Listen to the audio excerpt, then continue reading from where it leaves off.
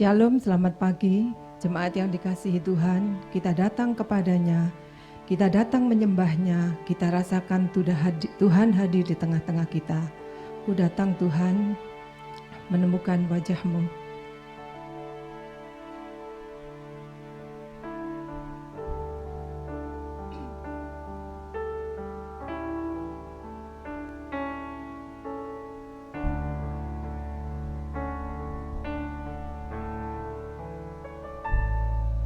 Ku datang Tuhan, temukan wajah-Mu dengan hati tulus. Hanya rasa cinta kepadamu yang menarikku dekat padamu. Katakan, ku datang Tuhan. Ku datang Tuhan, temukan wajah-Mu dengan hati tulus. Hanya rasa cinta kepadamu yang menarikku dekat padamu.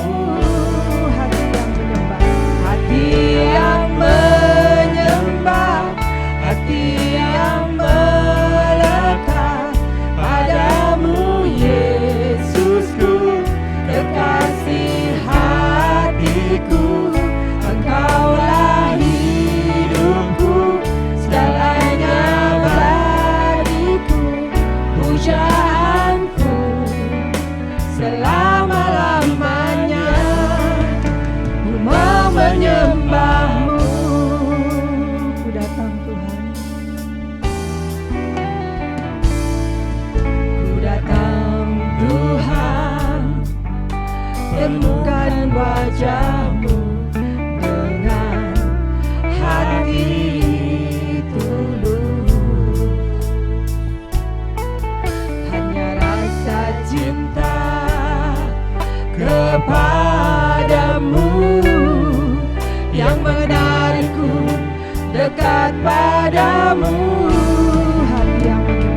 Hati yang menyembah, hati yang melekat padamu, Yesusku, kekasih hatiku. Engkaulah hidupku, segalanya bagimu, pujaanku selama-lamanya. Ku mau menyembah-Mu. Jemaat silakan berdiri. Hati yang menyembah, hati yang melekat padamu, Yesusku, kekasih hatiku. Engkaulah hidupku, segalanya bagiku, pujaanku selama-lamanya. Ku mau menyembah-Mu, pujaanku, pujaanku selama-lamanya. Ku mau menyembah-Mu, pujaanku, pujaanku selama-lamanya. Ku mau menyembah-Mu.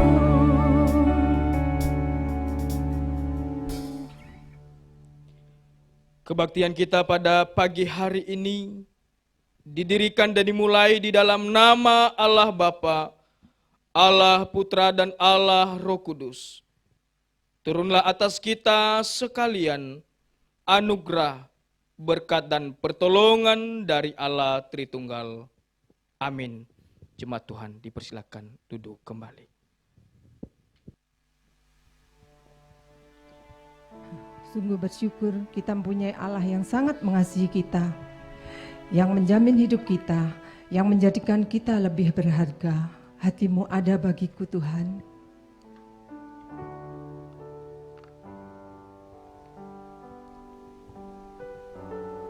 Takkan lebih dari yang kupinta.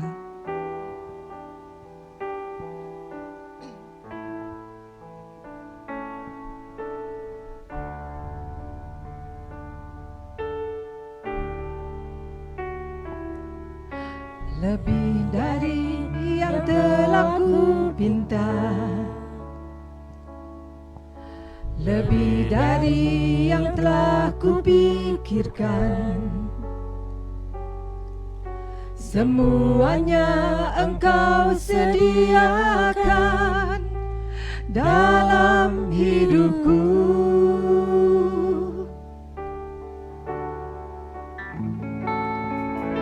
Tidak dapat aku mengukurnya, atau dapat aku menghitungnya. Kebesaran kasih-Mu ya Tuhan yang Kau berikan.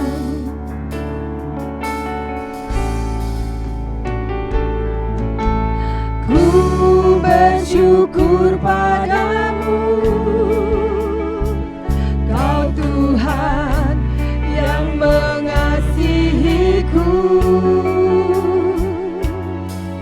Kaulah jaminan hidupku, hati-Mu ada bagiku.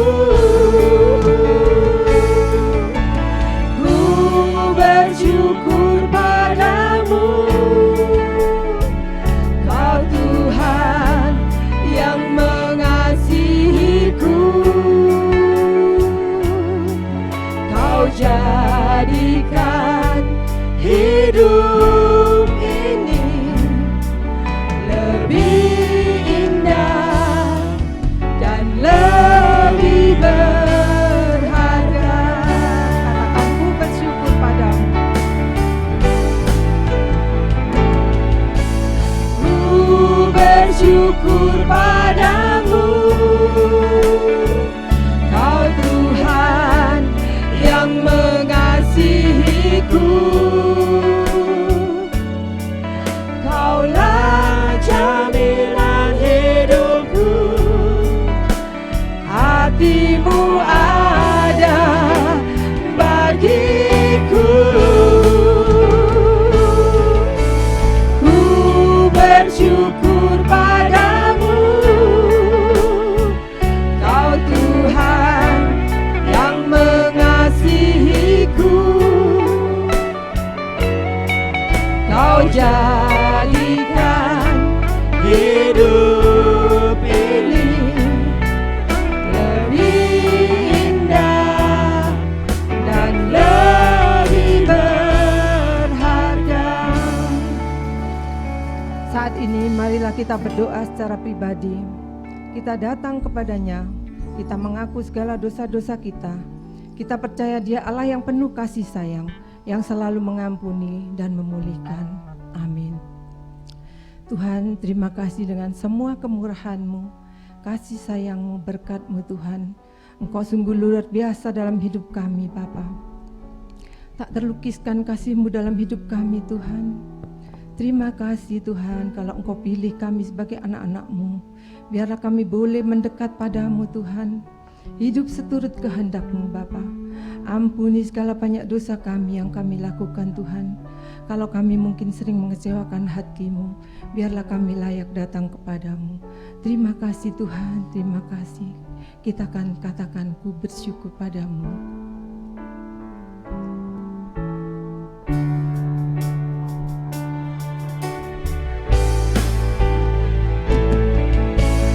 Ku bersyukur padamu, Kau Tuhan yang mengasihiku. Kaulah jaminan hidupku,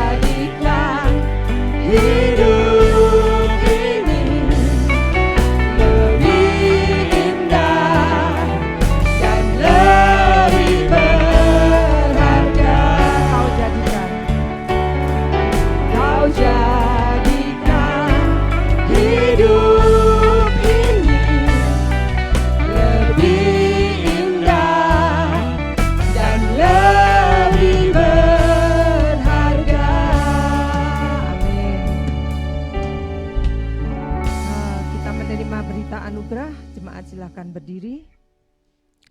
1 Korintus 1 ayat 30. Tetapi oleh Dia kamu berada dalam Kristus Yesus, yang oleh Allah telah menjadi hikmat bagi kita. Ia membenarkan dan menguduskan dan menebus kita. Amin. Mari kita bersorak-sorai menyambut Dia. Kita masuk gerbangnya dengan puji syukur. Masuk gerbangnya.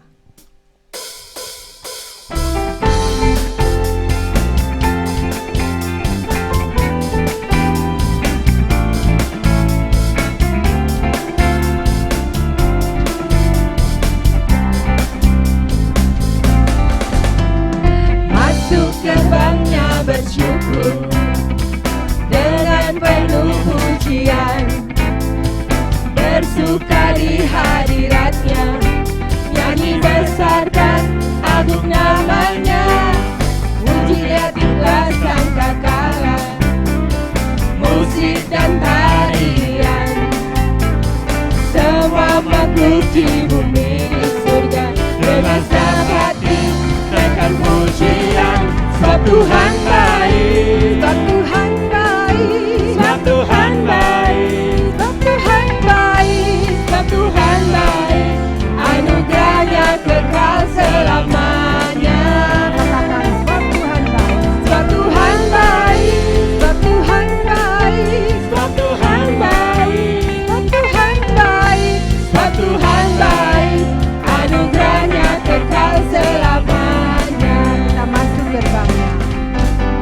Masuk gerbangnya bersyukur dengan penuh pujian, bersuka di hadiratnya, nyanyi besarkan agung namanya, puji dia jumlah sangkakala, musik dan tarian, semua makhluk di bumi di surga dengan senang hati naikkan pujian. Sebab Tuhan baik, sebab Tuhan baik, sebab Tuhan baik, sebab Tuhan baik, sebab Tuhan baik, anugerahnya kekal selamanya.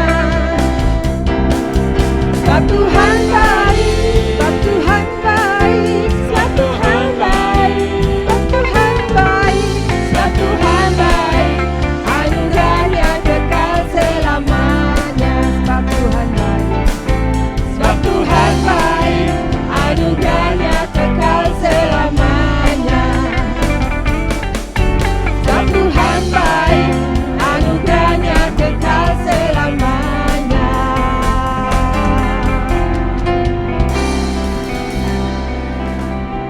Kita lebih semangat lagi ya untuk memuji Dia, karena Dia adalah kekuatan kita. Meskipun musuh di depan kita, tidak ada rintangan yang bisa menghalangi kita.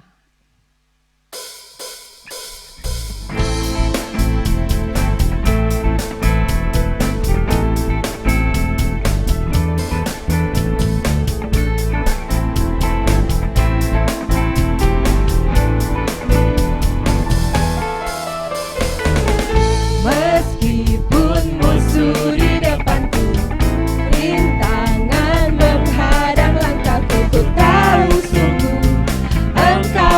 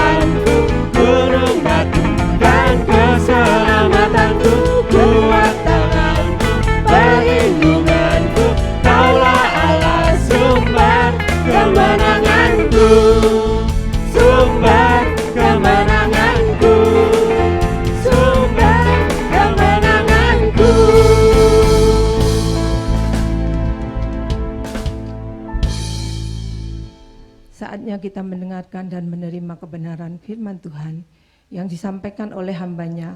Biarlah hati kita siap dibentuk dan dituntun oleh kebenarannya. Kita percaya tak akan pernah terlambat pertolongan Tuhan dalam hidup kita. Selai rambut kita jatuh pun Tuhan pun tahu. Terima kasih Tuhan.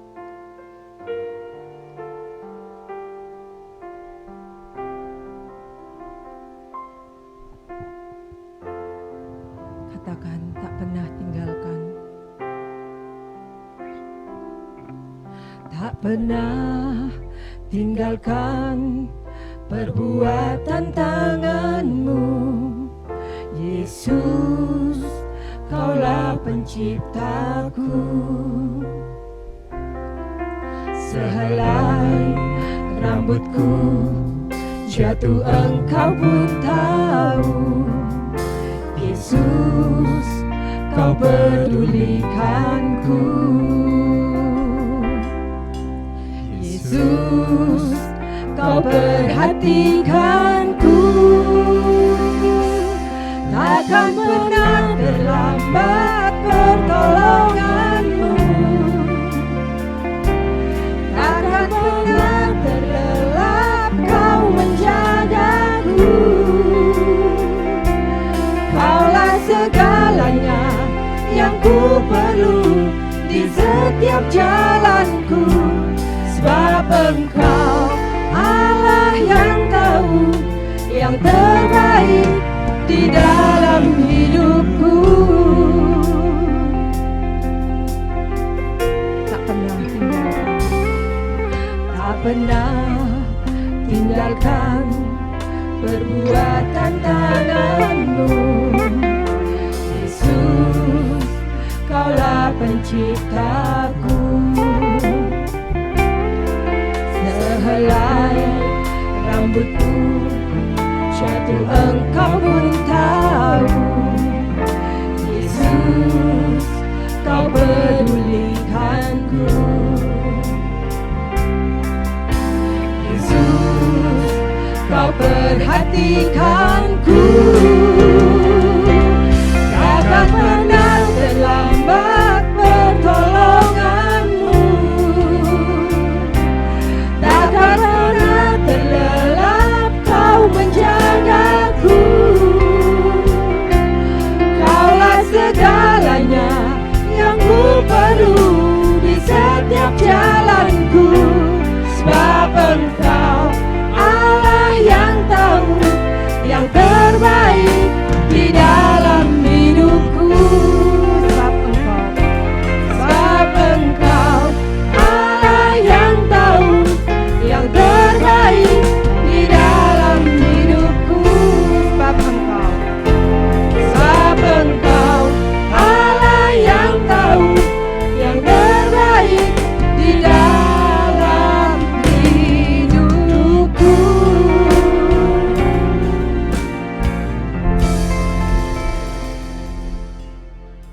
Benar Tuhan bahwa Engkau yang terbaik dalam hidup kami, bahwa Engkau tidak pernah meninggalkan kami, bahkan Engkau tidak pernah meninggalkan perbuatan tangan-Mu ya Tuhan.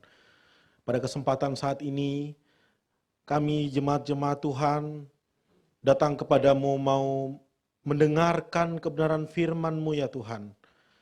Biarlah Engkau boleh mengurapi setiap kami, Roh Kudus-Mu yang ada dalam hidup kami senantiasa memampukan kami untuk mengerti dan memahami, terlebih untuk dapat melakukan kebenaran firman Tuhan dalam hidup kami. Terima kasih Tuhan Yesus, inilah setiap doa kami ya Tuhan. Kami serahkan seluruh waktu pemberitaan firman, bahkan juga ya Tuhan menyerahkan bagi hamba-Mu yang menyampaikan. Kiranya Tuhan boleh mengurapi sehingga boleh melayakkan hamba-Mu untuk menyampaikan dengan firman-Mu. Terpujilah nama-Mu Tuhan, di dalam nama Tuhan Yesus kami sambut kebenaran firman-Mu. Haleluya. Amin. Shalom Bapak Ibu Jemaat yang terkasih dalam Tuhan, bersyukur kalau Tuhan masih memberikan kita kesehatan, kekuatan bagi kita. Setelah sekian minggu, bahkan sekian bulan, kita tidak dapat bersama-sama di gereja kita. Kita hari-hari ini asik di rumah kita semua, tapi ini demi kebaikan kita bersama. Mari kita syukuri kalau Tuhan masih memberikan segala kelimpahannya bagi kita. Bapak Ibu yang terkasih di dalam Tuhan, pada hari ini kita mulai dari awal Mei ini kita masuk di dalam bulan pengajaran, di mana kita akan membahas tema-tema seputar ajaran atau pengajaran di dalam iman Kristen. Dan tema yang akan kita renungkan atau tema yang akan kita bahas pada pagi hari ini yaitu mengenai bahasa roh atau bahasa lidah.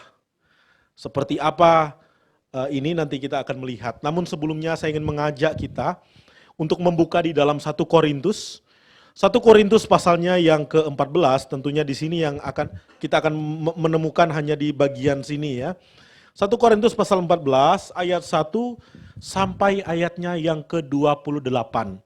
Panjang ya. Tapi tenang Bapak Ibu Saudara, saya tidak akan mengajak kita untuk membacanya semua ya. Jadi nanti mungkin Bapak Ibu mengambil waktu di rumah masing-masing atau bersama keluarga, boleh baca ayat ini sampai habis. Tapi saya akan membacakan bagian-bagian tertentu yang menurut saya menjadi kunci dari nats ini. Saya akan memulai membaca dari ayatnya yang pertama sampai ayatnya yang ke-7, lalu dilanjutkan 10 sampai ayat 12, dan terakhir nanti ayatnya yang ke-27 sampai ayatnya yang ke-28. 1 Korintus pasal 14 ayat 1 sampai ayat 28. Saya akan memulai membaca dengan pembagian tadi. Ayat pertama, kejarlah kasih itu dan usahakanlah dirimu memperoleh karunia-karunia roh, terutama karunia untuk bernubuat. Siapa yang berkata dengan bahasa roh, tidak berkata-kata kepada manusia tetapi kepada Allah. Sebab tidak ada seorang pun yang mengerti bahasanya. Oleh roh ia mengucapkan hal-hal yang rahasia. Tetapi siapa bernubuat ia berkata-kata kepada manusia, ia membangun, menasehati dan menghibur. Siapa yang berkata-kata dengan bahasa roh ia membangun dirinya sendiri. Tetapi siapa yang bernubuat ia membangun jemaat. Aku suka supaya kamu semua berkata-kata dengan bahasa roh, tetapi lebih daripada itu supaya kamu bernubuat. Sebab orang yang bernubuat lebih berharga daripada orang yang berkata-kata dengan bahasa roh. Kecuali kalau orang itu juga menafsirkannya sehingga jemaat dapat dibangun. Jadi saudara-saudara, jika aku datang kepadamu dan berkata-kata dengan bahasa roh, apa gunanya itu bagimu? Jika aku tidak menyampaikan kepadamu penyataan Allah atau pengetahuan atau nubuat atau pengajaran, sama halnya dengan alat-alat yang tidak berjiwa, tetapi yang berbunyi, seperti seruling dan kecapi. Bagaimana orang dapat mengetahui lagu apakah yang dimainkan seruling dan kecapi, kecuali keduanya tidak mengeluarkan bunyi yang berbeda. Ayat 10 sampai ayatnya yang ke-11, sampai yang ke-12, ada banyak, entah berapa banyak macam bahasa di dunia. Sekalipun demikian tidak ada satupun di antaranya yang mempunyai bunyi yang tidak berarti. Tetapi jika aku tidak mengetahui arti bahasa itu, aku menjadi orang asing bagi dia yang mempergunakannya, dan dia orang asing bagiku. Demikian pula dengan kamu. Kamu memang berusaha untuk memperoleh karunia-karunia roh, tapi lebih daripada itu hendaklah kamu berusaha mempergunakannya untuk membangun jemaat. Ayat 27 dan ayat 28. Jika ada yang berkata-kata dengan bahasa roh, biarlah 2 atau sebanyak-banyaknya 3 orang, seorang demi seorang, dan harus ada seorang lain untuk menafsirkannya. Jika tidak ada orang yang dapat menafsirkannya, hendaklah mereka berdiam di dalam pertemuan jemaat dan hanya boleh berkata-kata dalam dirinya sendiri kepada Allah. Sampai sejauh ini pembacaan firman Tuhan kita, dikatakanlah berbahagialah kita yang membaca, merenungkan, dan melakukan firman Tuhan itu dalam kehidupan kita sehari-hari. Bapak Ibu yang terkasih di dalam Tuhan, poin atau pembahasan mengenai bahasa roh ini tentu merupakan isu pembicaraan yang sering kali muncul. Ya bisa saya katakan panas-panasnya itu hari ini ya, tapi kalau kita lihat mulainya itu ya abad-abad 20 dan hingga sekarang abad ke-21 ini. Jadi orang mulai ada yang melakukan bahasa roh, ada yang kontra dengan bahasa roh. Namun saya di sini memberi sebuah penjelasan bahwa kenapa saya buat tema di sini adalah bahasa roh garis miring lidah tanda tanya. Artinya kita akan mempertanyakan apakah memang orang Kristen diharuskan berbahasa roh atau seperti apa. Nanti kita akan melihat jawaban dari semuanya itu. Bahkan Bapak Ibu Saudara yang terkasih dalam Tuhan, perihal mengenai bahasa roh atau bahasa lidah, di dalam denominasi-denominasi di Indonesia bahkan di seluruh dunia ini, mereka sudah ada yang menjalankan praktek ini, praktek bahasa roh ini.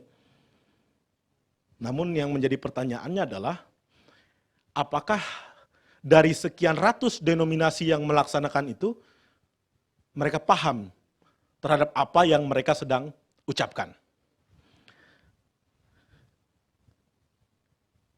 Sehingga praktek bahasa roh ini juga sudah menjadi, seolah-olah itu menjadi standar keimanan seseorang. Seorang percaya dalam denominasi tertentu tersebut ya. Jadi mungkin mereka akan membuat sebuah peraturan, saya tidak akan sebut nama denominasi apa. Saya ini tidak sedang menyinggung nama organisasi tertentu. Ini saya secara umum saja saya melihat di dalam tubuh kekristenan. Ada yang sudah misalnya kalau mau baptis harus bisa bahasa roh, atau setelah baptis nanti paling tidak sudah bisa berbahasa roh gitu ya. Lalu ada juga yang menjadikan ini syarat untuk bisa masuk di dalam pelayanan gitu ya. Kamu mau pelayanan, kalau kamu mau pelayanan maka kamu harus bisa berbahasa roh, bisa atau tidak? Kalau bilang tidak, kamu harus belajar dulu baik-baik supaya kamu bisa berbahasa roh, baru kamu boleh masuk di dalam pelayanan. Lalu ada yang bahkan menurut saya yang lebih aneh lagi bagi saya secara ini, ada yang menjadikan bahasa roh sebagai materi ajar. Ini bukan di gereja saja ternyata. Ada sebuah sekolah yang kalau tidak salah itu sebenarnya bukan sekolah formal gitu ya, sekolah Kristen untuk mendidik katanya calon hamba-hamba Tuhan gitu ya. Sekolah 3 bulan gitu. Nggak tahu saya isinya apa gitu, 3 bulan lalu bisa berkhotbah langsung gitu ya. Saya tidak paham apa isinya gitu ya. Sedangkan orang mau menjadi seorang hamba Tuhan yang benar itu, paling kurang menghabiskan waktu itu 4 tahun. Bahkan ada yang sampai 5 tahun untuk mengambil gelar sarjana teologia. Itu belum tentu bisa dipakai di gereja. Jadi betapa beratnya untuk menjadi seorang hamba Tuhan. Jadi tidak asal-asalan. Nah di situ saya pernah melihat salah satu modul belajarnya, ada poin mengenai pokok-pokok mengenai cara berbahasa roh. Bayangkan, cara berbahasa roh saja, padahal roh sendiri tidak terlihat, tetapi bisa dituliskan, ini luar biasa gitu. Artinya, saya juga mencoba mencari mana hurufnya, ternyata tetap juga pakai A, B, C, D, E, F, G, H, I, J, K, L, M, N gitu ya. Mungkin nanti tetap pakai istilahnya abjad manusia gitu ya. Abjad, loh ini kok roh pakai abjad manusia kalau memang ini bilang ini adalah bahasa roh gitu ya. Maka situ saya mulai kritis. Saya harus melihat ini benar dari Alkitab, ini benar firman Tuhan atau sedang memplesetkan firman Tuhan. Ini penting sekali untuk kita pahami. Mohon maaf saudara-saudari sekalian, khotbah ini cukup keras bagi kita. Kenapa? Supaya jemaat Pondok Chandra tidak mudah diselewengkan, jemaat Pondok Chandra tidak mudah dipengaruhi. Jadi nanti kalau ada ke depan mengikuti acara-acara yang harus, jadi kita tidak harus ikut-ikutan karena kita mengerti kebenaran.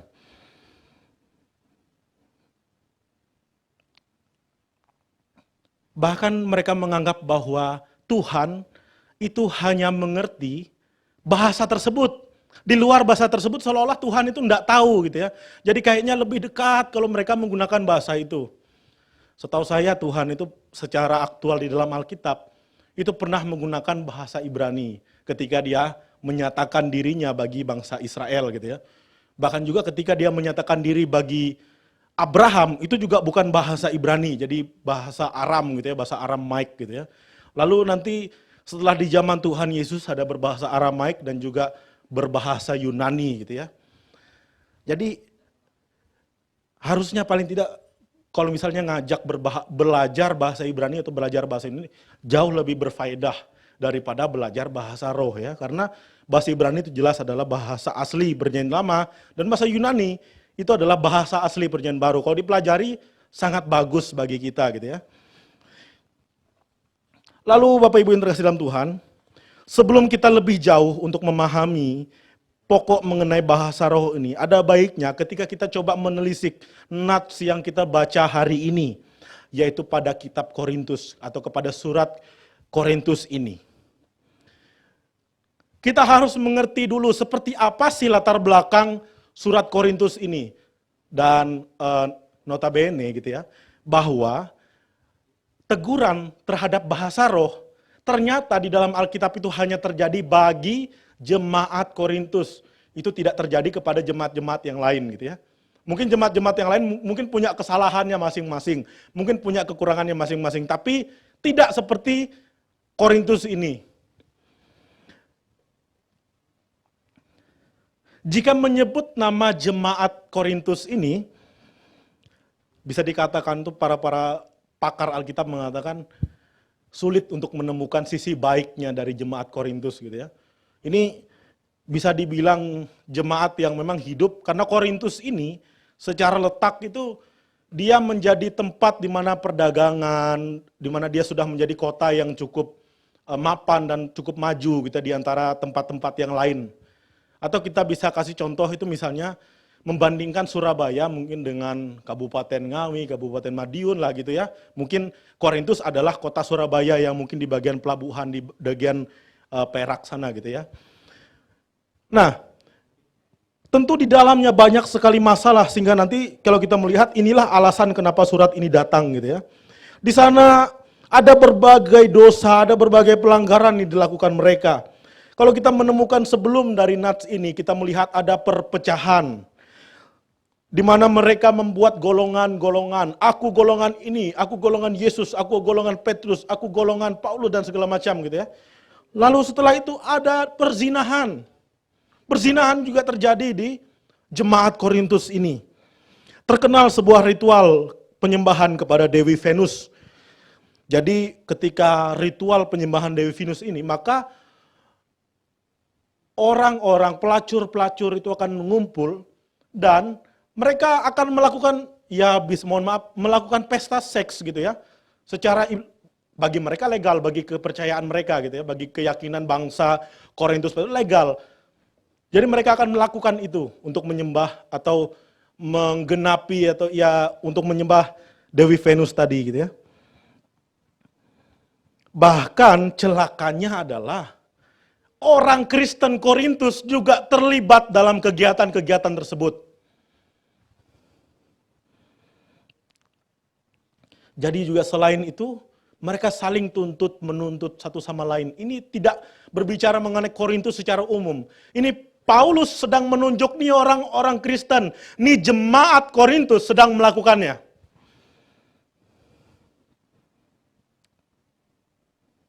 Dan itu secara duniawi. Tapi ada sesuatu yang secara rohani kalau kita perhatikan di dalam Korintus ya. Artinya sisi negatif dari kerohanian mereka gitu ya. Ternyata mereka ini disibukkan untuk mengejar karunia-karunia, mengejar hal-hal yang luar biasa gitu bagi mereka ya. Ya nanti termasuk mujizat kesembuhan, bernubuat, berbahasa roh. Salah satunya di dalam apa yang mereka kejar tadi. Bukankah itu baik mengejar semuanya itu? Iya baik, sangat baik. Kalau jemaat Tuhan mengejar karunia-karunia rohani itu baik sekali. Tetapi ternyata mereka mengejar itu untuk sebuah tujuan. Apa tujuannya Bapak Ibu sekalian? Tujuannya adalah untuk memuaskan hasrat kesombongan mereka. Mereka merasa ketika mereka bisa berbahasa roh, mereka melakukan segala sesuatu, melakukan mujizat, mereka imannya lebih tinggi dari jemaat yang lain. Ini adalah kesombongan. Ini yang sebenarnya tidak disukai. Oke, mereka boleh saja menggunakan itu. Tetapi ketika mereka mematok itu, ketika mereka memaksakan itu kepada orang lain yang sebenarnya tidak mendapatkan karunia, saya tidak membayangkan jika karunia menjadi seorang dokter, Lalu datanglah saya, tiba-tiba saya dipaksa untuk saya adalah seorang hamba Tuhan, saya adalah seorang lulusan sekolah teologi, ya ngerti saja tidak mengenai alat-alat medis. Lalu saya dipaksa untuk menangani soal medis. Bukankah nanti akan terjadi malpraktek yang sangat luar biasa? Begitu juga ketika karunia-karunia rohani yang sebenarnya orang itu tidak dimiliki tapi dipaksa, dia akhirnya melakukan malpraktek di dalam keagamaan. Di dalam kerohanian dia akan melakukan kesalahan yang sangat luar biasa. Jadi mereka melakukan itu bukan untuk memuliakan Tuhan. Mereka melakukan itu untuk menyombongkan diri mereka. Sehingga inilah yang menggerakkan Paulus untuk mendatangi jemaat Korintus. Dia mendatangi mereka dengan suratnya ini. Untuk apa? Untuk menyatakan kebenaran. Dan membongkar segala kebobrokan mereka. Bahkan membongkar masalah yang ada yang mereka lakukan. Dan kebiasaan orang Korintus selalu mengatasnamakan roh. Mengatasnamakan Tuhan. Mengatasnamakan pekerjaan-pekerjaan rohani. Untuk apa? Untuk menutupi kemunafikan mereka, untuk menutupi segala tindakan-tindakan bejat mereka. Mereka lebih suka untuk menggunakan pengalamannya secara pribadi.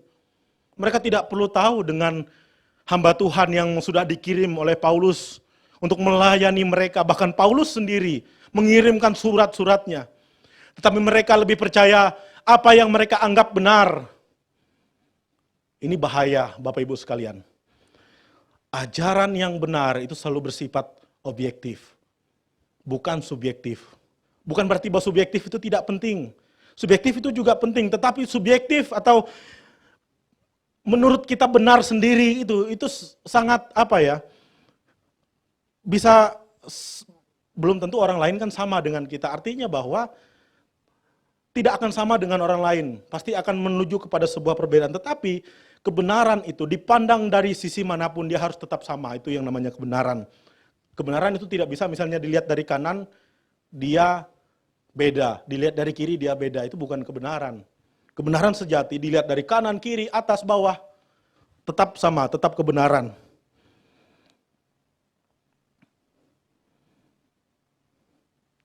Bahkan mereka selalu menggunakan kerohanian-kerohanian itu untuk melegitimasi kesombongan mereka. Inilah yang terjadi di jemaat Korintus. Suatu hari ketika saya mengikuti sebuah KKR, kebetulan itu adalah KKR bersama di Surabaya ini, saya ingat gitu ya, ketika salah satu pembicaranya, kebetulan ini salah satu denom yang memang mempercayai mengenai bahasa roh dan segala macam, dia berkhotbah seperti ini. Di depan saya dan rekan-rekan saya yang adalah orang-orang Protestan gitu ya, orang-orang Injili gitu ya. Dia berkhotbah, dia katakan gini, kalau kalian mau tahu seperti apa jemaat Korintus, lihatlah kami yang saat ini. Dia menyombongkan diri gitu ya. Dia menyombongkan diri bahwa dia menganggap mereka lah jemaat Korintus. Saya kira pikir gini, ini hamba Tuhan, ngerti teologi atau tidak? Atau setidaknya ngerti enggak sih sejarah-sejarah Alkitab gitu ya, kok dengan bangga mengatakan kelompoknya adalah penerus dari jemaat Korintus. Dengan bangga gitu ya. Padahal dia tidak tahu, Paulus begitu mengecam jemaat Korintus dan celakanya lagi menurut saya, dia singgung, kebetulan karena ada saya dan rekan-rekan saya hadir, disinggung lah itu ya, bahwa ada tuh kalau ya kayak rekan-rekan kita ini yang datang yang dari ini gitu, kalau ibadah itu nyamuk lewat kedengaran gitu ya, diejek gitu ya. Padahal kita datang artinya gini, kita enggak cari masalah, kok tiba-tiba dipancing gitu ya. Ya saya tuh cuman ketawa dalam hati, ya Tuhan, gue bilang, kok ada gitu orang yang boleh berkhotbah ngawur gini gitu ya. Jadi menganggap diri sebagai orang Kristen itu selalu bangga sebagai orang Kristen gitu ya. Paulus saja tidak membanggakan jemaat Korintus di bagian ini. Dia justru mengecam dengan keras sikap-sikap orang Korintus. Jadi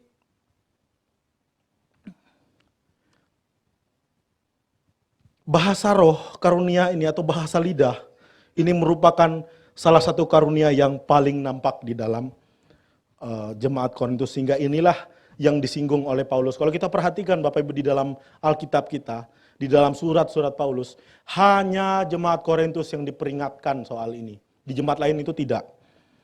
Nah, sekarang kita masuk di dalam pembahasan kita yang kita nanti-nantikan, yaitu seperti apa sih bahasa roh atau bahasa lidah itu secara benar kita pahami. Pada intinya adalah Bapak Ibu sekalian, bahasa lidah atau bahasa roh itu bukanlah bahasa Allah. Nah, ini yang penting kita ketahui. Ini bukan bahasanya Tuhan. Bukan bahasanya Allah ya. Kalau sudah bilang ini bahasanya Allah, ya saya bilang ini sudah tidak sesuai dengan Alkitab gitu ya. Seperti orang-orang sudah katakan bahwa seolah-olah Tuhan Allah itu dikurung hanya di dalam satu bahasa saja. Jadi Allah itu seolah-olah tidak paham bahasa Jawa, tidak paham bahasa Mandarin gitu ya. Tidak paham lagi bahasa Dayak, bahasa Nias gitu ya. Hanya paham bahasa roh ini. Jadi alasannya adalah ketika kita menemukan seperti yang disinggung oleh Diaken Vincent minggu lalu mengenai huruf R itu tentang roh, huruf R kecil. Ternyata di dalam bagian ini R-nya itu juga menggunakan huruf kecil. Saya yakin LHI itu tidak keliru atau tidak gegabah ketika menulis itu menjadi huruf kecil ya. Kita perhatikan di bagian-bagian lain ketika menyebut Roh Kudus tidak pernah R-nya kecil, selalu R besar itu. Roh Kudus, Roh Allah gitu, itu selalu huruf besar. Jadi tepat sekali ditulis oleh LHI seperti ya. Sudah menunjukkan bahwa ini bukanlah bahasa Tuhan atau bahasa Allah. Dan juga bukan bahasa Roh Kudus. Bahkan lebih lagi Bapak Ibu sekalian yang terkasih dalam Tuhan, kalau kita melihat konteks bahasa aslinya di dalam nats yang kita baca pada pagi hari ini, ketika kita menemukan kata bahasa roh, kita melihat di dalam bahasa Yunaninya adalah glosa. Glosa ini kalau kita artikan lagi langsung dari bahasa Yunaninya adalah lidah. Ya saya tidak mengerti kenapa dia jadi roh gitu. Tapi memang secara tepat mungkin LHI sudah buat rohnya dalam huruf kecil gitu ya. Tapi lebih tepat ketika diterjemahkan menjadi kata bahasa lidah. Bahasa lidah, bukan bahasa roh. Munculnya kapan sih kata ini, kata bahasa roh ini? 2 minggu lalu kita mendengarkan khotbah dari pendeta Dr. Susi menjelaskan mengenai mengenai Roh Kudus. Dia mengutip di dalam Kisah Para Rasul, dan bagi saya tepat sekali disitulah sebenarnya ketika peristiwa itulah di situ sebenarnya kata bahasa lidah atau bahasa roh itu muncul. Di Kisah Rasul pasal 2 ketika hari Pentakosta. Bahasa lidah atau roh sepenuhnya ada dalam kendali Roh Kudus, ini benar. Jadi bukan bahasanya Roh Kudus, tetapi bahasa lidah itu digerakkan oleh Roh Kudus. Dan ditujukan atau diproyeksikan untuk memuliakan Kristus atau sebagai media pekabaran Injil. Kalau kita melihat di dalam Kisah Para Rasul pasalnya yang kedua, di situ ketika para murid mendapatkan Roh Kudus tercurah bagi mereka gitu ya. Lalu mereka dikatakan berbahasa-bahasa lain gitu ya. Nah kalau kita perhatikan di dalam situ ada orang yang bukan orang Yahudi, orang Arab, orang apa lagi, orang bagian-bagian terdekat di situ yang jelas. Yang jelas adalah ini para murid atau para rasul itu tidak mengerti bahasa mereka yang lain itu. Mereka hanya mungkin tahu bahasa Aram, bahasa Yunani atau bahasa Ibrani. Tetapi orang-orang sekitar kan bilang, loh mereka ini kan intinya orang Israel, kok mereka bisa tahu bahasa kita? Makanya sampai dituduh mabuk dan segala macam gitu ya. Inilah yang sebenarnya bahasa roh. Untuk apa? Orang mendengar itu mereka sedang memberitakan Yesus Kristus. Memberitakan Injil. Itulah fungsi bahasa roh. Kalau bahasa roh digunakan secara sembarangan menurut saya ya, di dalam gereja. Maka juga nanti Paulus bilang ya, Nanti sih kita akan jelaskan apa yang Paulus bilang gitu, kalau misalnya tiba-tiba ada orang baru yang datang.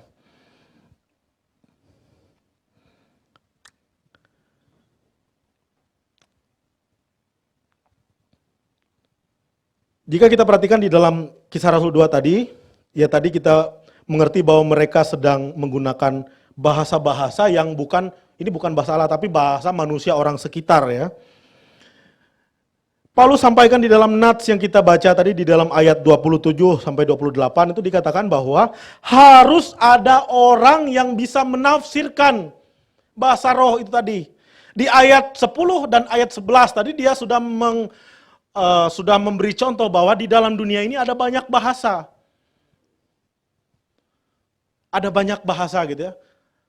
Artinya bukan disandingkan dengan bahasa yang mistis, bahasa yang tidak terlihat oleh mata, tetapi bahasa yang dimengerti oleh manusia, hanya belum tentu semua orang bisa mengerti.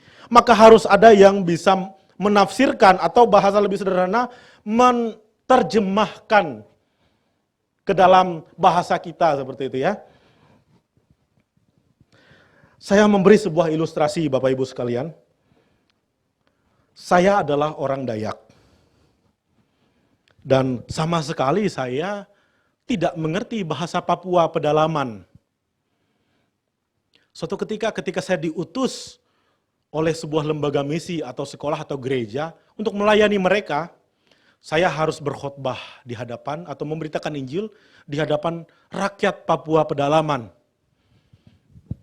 Saya tidak mengerti bahasa mereka dan akhirnya karena kita bangsa Indonesia, kita punya bahasa persatuan kan, pakailah saya bahasa Indonesia. Saya berkhotbah pakai bahasa Indonesia kepada mereka. Mereka mungkin terlihat ada yang mengerti gitu ya, mereka mendengar gitu ya. Tiba-tiba nanti mungkin ini namanya ilustrasi ya, cerita saya tidak pernah merasakan itu ya, belum pernah mengalami itu. Saya memberi gambaran singkat ya. Tiba-tiba setelah saya khotbah, ada yang datang kepada saya. Pak Tras atau Kak Tras, kok Kak Tras ngerti ya bahasa kami? Kok Kak Tras bisa berkhotbah di dalam bahasa Papua pedalaman? Padahal Kak Tras kan orang Dayak. Loh, saya pasti akan jawab, loh saya tadi tidak merasa menggunakan bahasa Papua. Saya tadi sedang menggunakan bahasa Indonesia. Ya dari cerita ini sebagai ilustrasi singkat sebenarnya. Seperti inilah yang dialami oleh para rasul ketika mereka mendapatkan pencurahan Roh Kudus itu ya. Mereka berbahasa yang bahasanya sendiri mereka tidak pahami, tetapi ada orang-orang di sekitar itu paham dan selaras dengan apa yang Paulus itu sedang sampaikan kepada jemaat Korintus bahwa kalau kamu berbahasa roh harus ada yang mengerti. Saya mau tanya kepada gereja-gereja yang hari ini mempraktekkan itu. Adakah di antara jemaat yang tahu artinya apa yang sedang diucapkan oleh mulut-mulut mereka? Jika tidak ada, maka itu adalah omong kosong, itu adalah sia-sia kata Paulus. Seperti alat musik yang tak bernyawa gitu ya.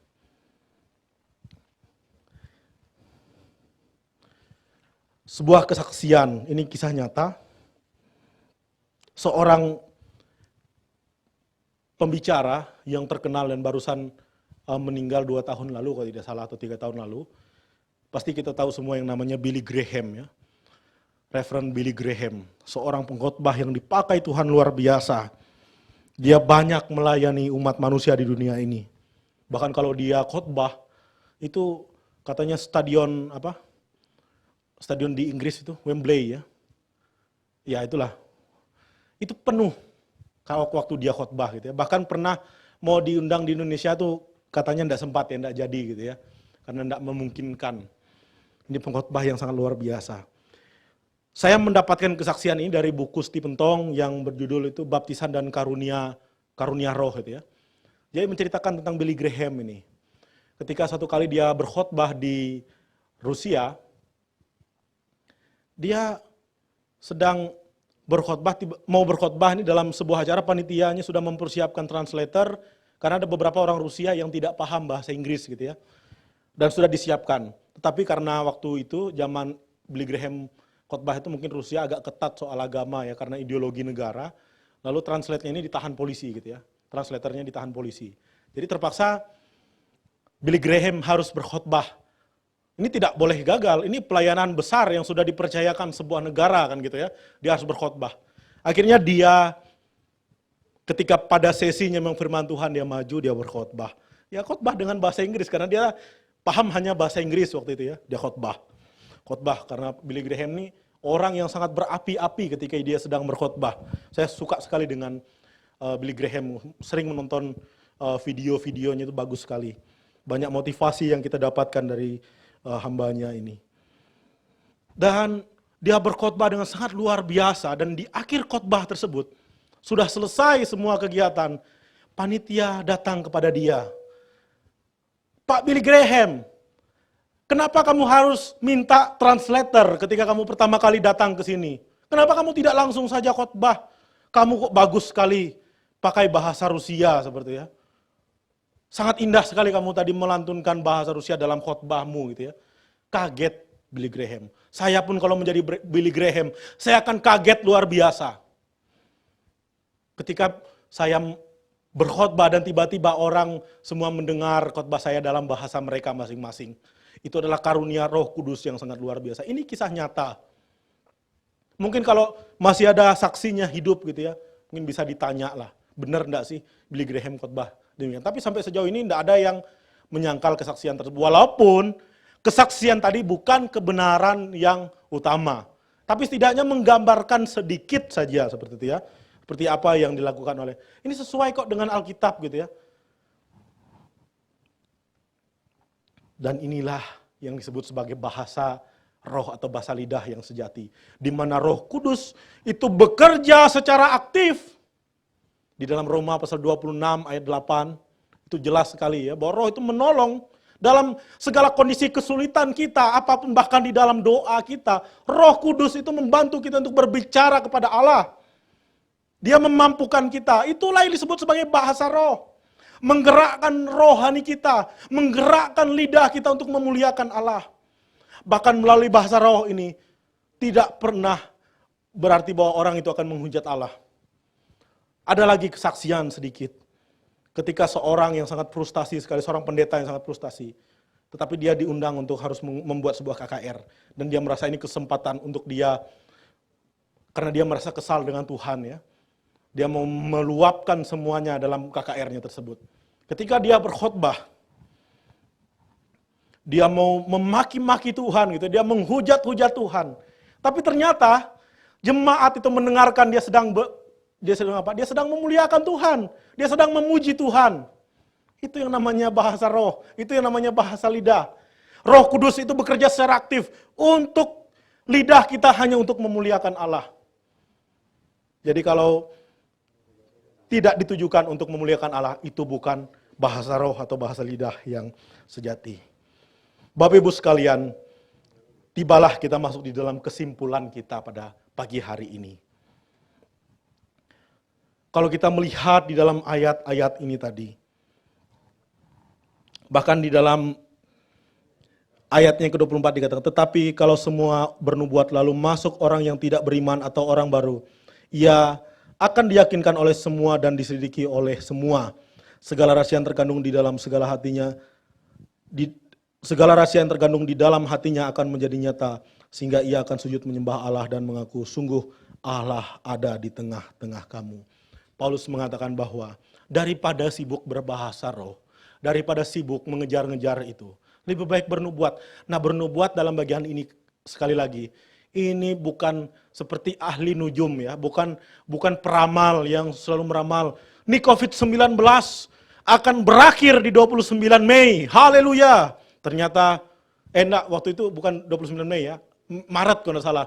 Seorang tokoh bernama Yosua, Nabi Yosua dari Afrika gitu ya.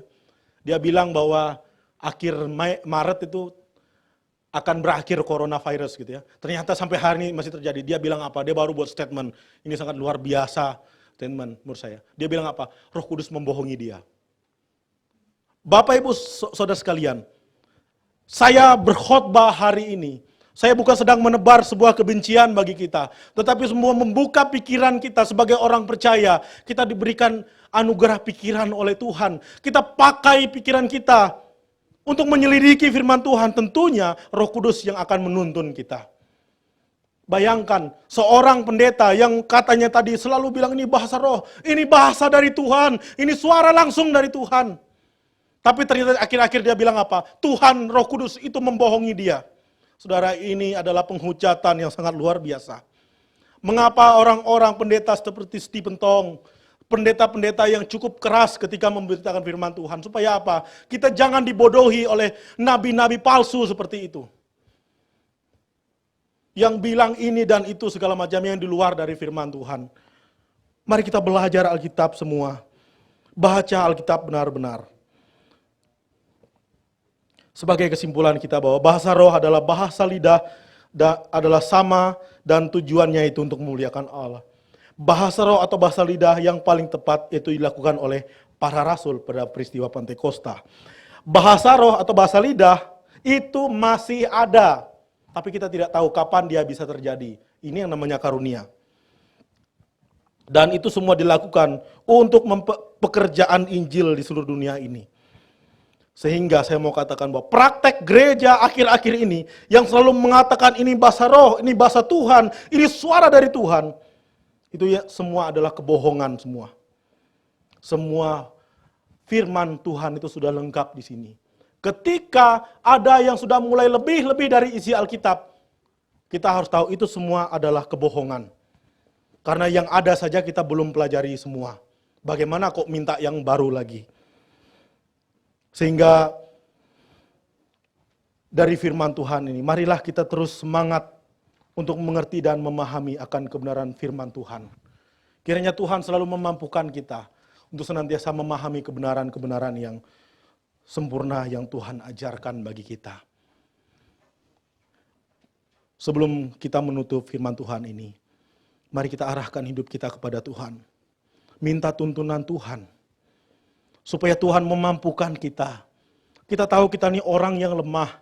Kita tahu kita ini orang yang mudah dipengaruhi oleh lingkungan kita. Kadang ada tawaran-tawaran yang sekarang berbau-bau rohani. Padahal sebenarnya ingin menyesatkan kita. Kita minta Tuhan melindungi kita. Dari segala ajaran-ajaran yang tidak sehat tersebut. Supaya kita tetap hidup mengasihi Tuhan dan hidup bergaul karib dengan Tuhan. Seperti yang Tuhan Yesus ajarkan bahwa kami harus senantiasa hidup merenungkan firman Tuhan, melakukannya dalam hidup kami. Itulah hubungan kami yang paling indah bersamamu ya Tuhan. Terima kasih Tuhan Yesus akan kebenaran firman-Mu. Biarlah melalui kebenaran firman-Mu ini sungguh menegur kami, menguatkan setiap kami ya Tuhan. Kami tahu bahwa ini adalah makanan yang cukup keras bagi setiap kami ya Tuhan. Tetapi kami percaya Roh Kudus-Mu itu begitu lembut. Roh Kudus-Mu itu begitu mengasihi kami. Dia mau kami tetap berada di dalam jalan-Mu ya Tuhan. Kami tidak mudah diselewengkan oleh pengajaran-pengajaran yang tidak benar hari-hari ini ya Tuhan. Mampukan kami untuk memahami semua akan kebenaran firman-Mu. Supaya hidup kami seturut dan sesuai dengan kebenaran firman Tuhan. Terima kasih Tuhan Yesus, dengar setiap doa kami. Kami serahkan di dalam nama Tuhan Yesus, haleluya. Amin. Jemaat diundang bangkit berdiri. Bersama umat di segala abad dan tempat, mari kita mengikrarkan pengakuan iman rasuli. Aku percaya kepada Allah, Bapa yang Maha Kuasa, Khalik langit dan bumi, dan kepada Yesus Kristus, Anak yang tunggal Tuhan kita, yang dikandung dari Roh Kudus, lahir dari anak darah Maria, yang menderita sengsara di bawah pemerintahan Pontius Pilatus, disalibkan, mati dan dikuburkan, turun ke dalam kerajaan maut. Pada hari yang ketiga, bangkit pula dari antara orang mati, naik ke surga, duduk di sebelah kanan Allah, Bapa yang Maha Kuasa. Dan dari sana Ia akan datang untuk menghakimi orang yang hidup dan yang mati. Aku percaya kepada Roh Kudus, gereja yang kudus dan am, persekutuan orang kudus, pengampunan dosa, kebangkitan orang mati, dan hidup yang kekal. Amin. Dipersilakan duduk kembali. Saat ini kita akan masuk dalam doa syafaat kita. Mari kita berdoa. Allah Bapa kami yang bertata di dalam kerajaan surga, saat ini kami bersyukur atas pemberitaan firman-Mu yang disampaikan oleh hamba-Mu. Biarlah juga Tuhan terus memakai hamba-Mu lebih luar biasa lagi di dalam pelayanannya. Bahkan kami percaya bahwa juga Tuhan terus melihat apa yang menjadi kerinduan dalam masa depannya, bahkan dalam pelayanannya Tuhan. Kami serahkan sepenuhnya ke dalam tangan-Mu. Dan juga kami sebagai pendengar yang sudah merenungkan kebenaran firman-Mu, kiranya juga Tuhan memampukan kami untuk mengerti, memahami, dan terlebih menghidupi setiap firman yang sudah kami dengarkan. Dan juga pada saat ini Tuhan, kami berdoa untuk seluruh jemaat-Mu, biarlah juga Tuhan terus bersama-sama dengan mereka memberikan kekuatan kesehatan bagi setiap mereka. Terlebih dalam setiap pertumbuhan iman mereka Tuhan, kami serahkan sepenuhnya ke dalam tangan-Mu. Kiranya juga tetap memiliki kerinduan untuk terus beribadah dengan Engkau. Walaupun kami beribadah secara online Tuhan, kami berada di rumah kami masing-masing tetapi tidak mengurangi rasa kerinduan kami untuk terus beribadah kepada Engkau. Dan juga kami berdoa untuk setiap usaha dan pekerjaan seluruh keluarga Jemaat GKKA Pondok Canda Indah Tuhan. Kiranya juga Tuhan terus memberkati, terus memberikan pertolongan di dalam kehidupan mereka.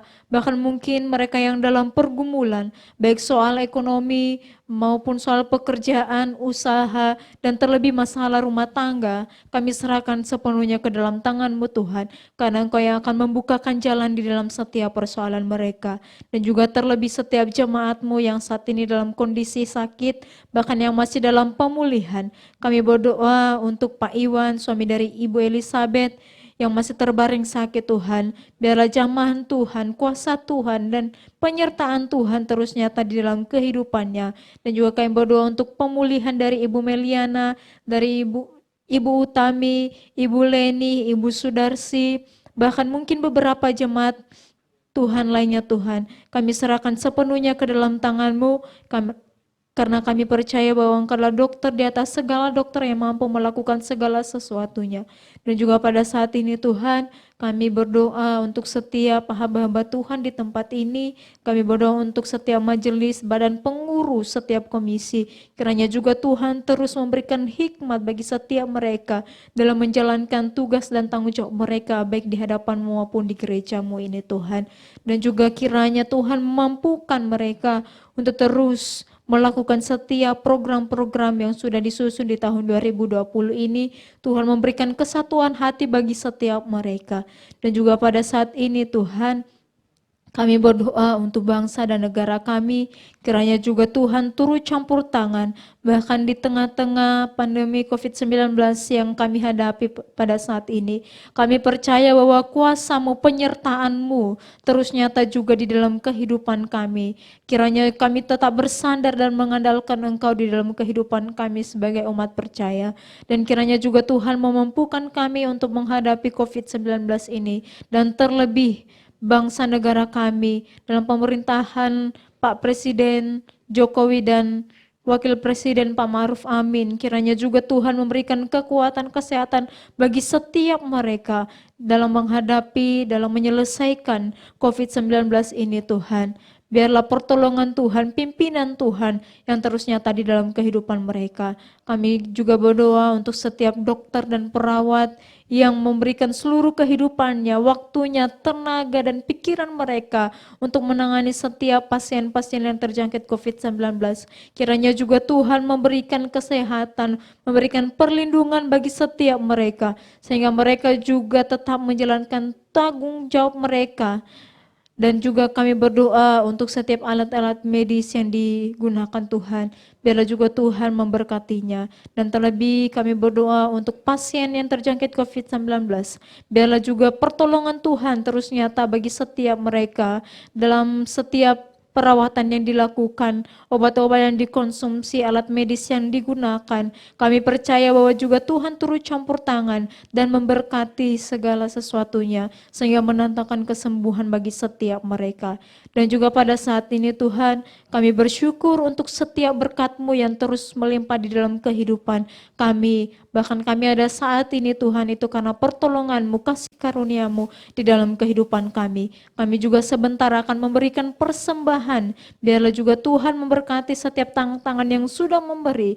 Biarlah berkat pertolongan Tuhan terus melimpah di dalam kehidupan mereka. Di dalam nama Tuhan Yesus kami berdoa dan mengucap syukur. Haleluya. Amin.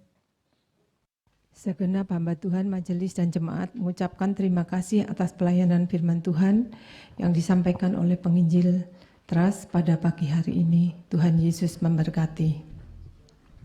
Mari kita persiapkan hati kita untuk memberi persembahan yang terbaik untuk Tuhan. Kita pujikan Tuhan menetapkan langkah-langkah orang.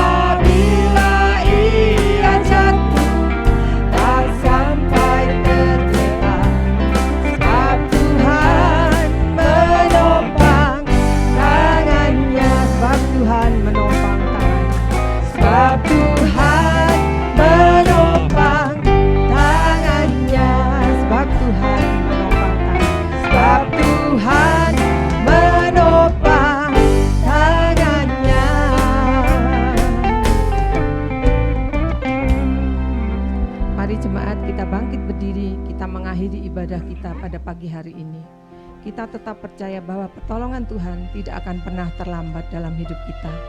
Ia yang selalu menjaga kita, yang terbaik dalam hidup kita. Katakan, tak pernah terlambat pertolongan Tuhan. Takkan pernah terlambat pertolongan-Mu. Takkan pernah terlelap Kau menjagaku. Kaulah segalanya yang ku perlu di setiap jalanku. Sebab Engkau Allah yang tak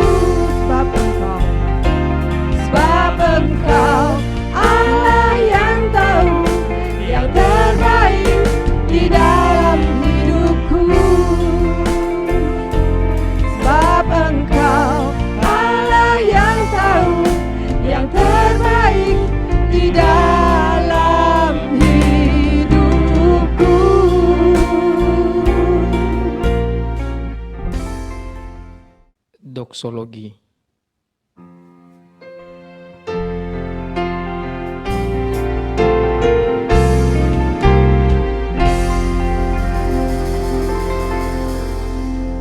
Puji Allah Bapa Putra, puji Allah Roh Kudus, ketiganya yang esa. Pohon selamat sumber berkah. Amin.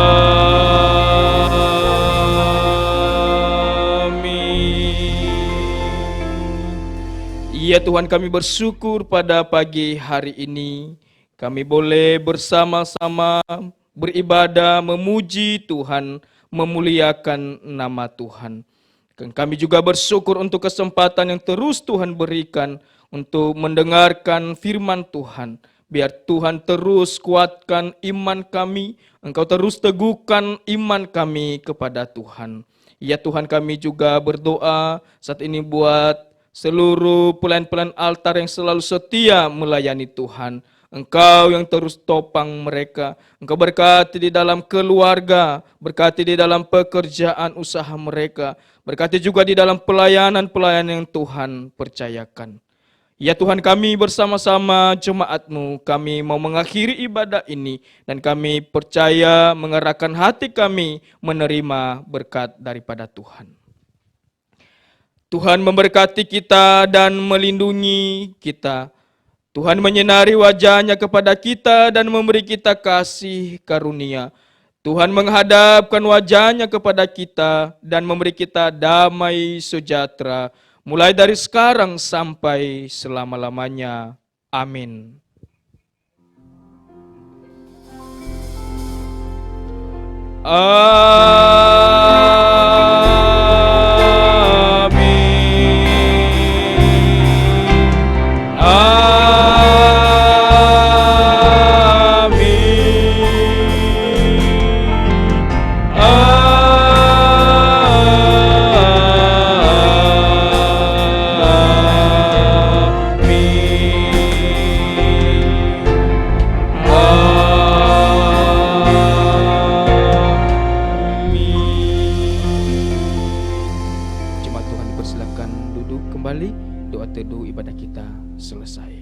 Warta jemaat kami persilakan.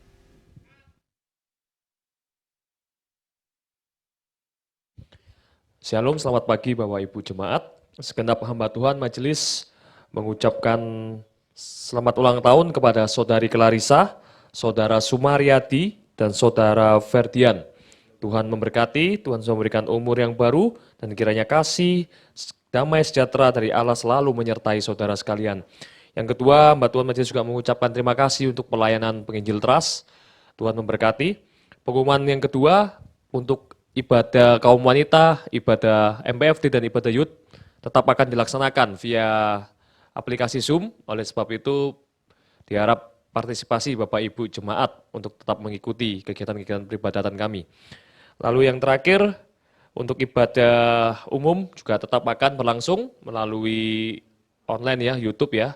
Diharapkan juga untuk terus berpartisipasi dan jangan lupa tetap jaga kesehatan, tetap berdoa. Tuhan Yesus memberkati.